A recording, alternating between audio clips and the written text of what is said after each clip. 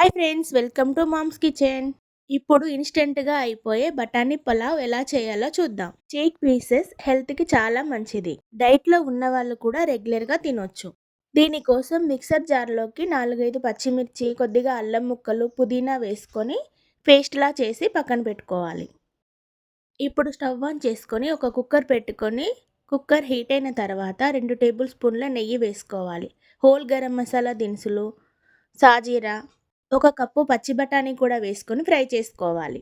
బఠానీ కొద్దిగా ఫ్రై అయిన తర్వాత ముందుగా రెడీ చేసి పెట్టుకున్న పచ్చిమిర్చి, అల్లం పేస్ట్ని కూడా వేసుకొని ఫ్రై చేసుకోవాలి. కొద్దిగా కరివేపాకు కూడా వేసుకోవాలి.